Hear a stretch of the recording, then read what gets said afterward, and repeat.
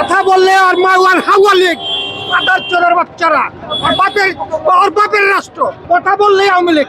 আইনশৃঙ্খলা বাহিনীর কাছে কোনো দাবি আছে? কি বলবো, এটা বলার কি আছে কি বলেন, কি বলবো? কতক্ষণ ধরে গাড়ি দেখবো?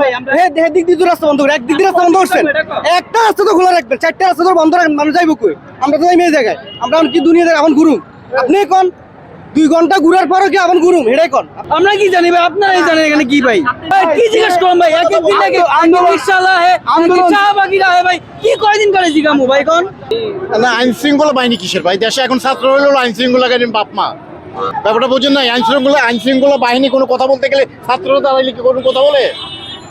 তাদের রাস্তায় বসে থাকার অধিকার থাকলে 16 কোটি মানুষের রাস্তায় চলার অধিকার আছে, এটা আমাদের নাগরিক অধিকার। এখন তারা আন্দোলন করে, কিন্তু রাস্তা বন্ধ করে যে সমস্ত আন্দোলন করতেছে, আমরা বিভিন্ন রোগী, বিভিন্ন জনগণ যেভাবে জিম্মি হয়ে গেছে রাষ্ট্রের মধ্যে। আজকে রাষ্ট্রে কোনো আইনের শাসন নাই, আইনের সুব্যবস্থা নাই, আজকে রাষ্ট্রে দেখার কেউ নাই। লাগছে আমাদের মনে হচ্ছে যে আমরা একটা মানে ভিন্ন দেশে বাস করতেছি।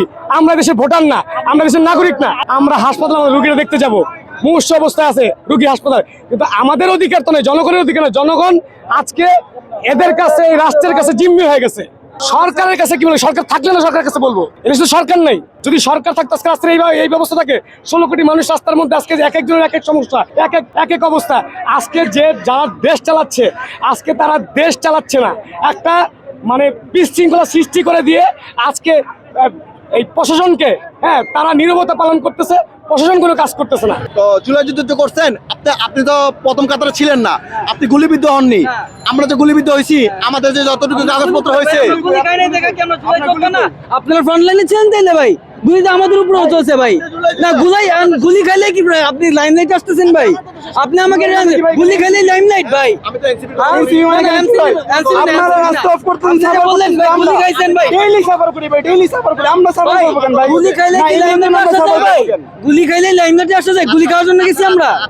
আমি আপনার কথায় আসতেছি, গুলি খাইলে কি লাইনে আসা যায়? হ্যাঁ, লাইম লাইটে আপনি বলেন ফ্রন্ট লাইন, কথা বলার সুযোগ দেন। আপনারা ফ্রন্টে, কথা বলার আমরা ব্যাকে ছিলাম দেখে আপনারা ফ্রন্টে ছিলেন ভাই। এটা হিসাবটা এরকম ভাই। আপনি তো বললেই হচ্ছে না, আমাকে বলার সুযোগ দিতে হবে। বলেন আপনি গুলিবিদ্ধ হন নাই, হ্যাঁ। গুলিবিদ্ধ হয়েছি কারা? আমরা। হ্যাঁ। যারা আন্দোলন করতেছে তারা গুলিবিদ্ধ হয়েছে। এখন দেশের যে অবস্থা, আমাকে বলার সুযোগ দেন। বলেন। বললে হবে না।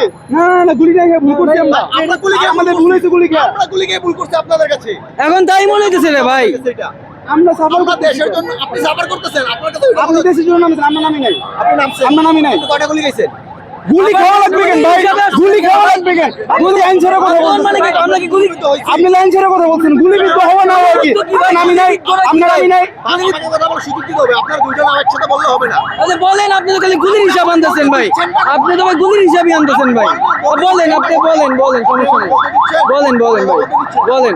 আপনি গুলিবিদ্ধ হন নাই, আপনি জুলাই যুদ্ধ করছেন, দেশের প্রত্যেকটা নাগরিক জুলাই যুদ্ধ করছে। হ্যাঁ। আপনি একা না, হ্যাঁ। প্রত্যেকটা মানুষ ফিরে যাচ্ছে। হ্যাঁ। এখানে যারা আন্দোলন করতেছে তারা সবাই জুলাই যুদ্ধ, সবাই গুলিবিদ্ধ। তাদের সনদপত্রটা কোথায়?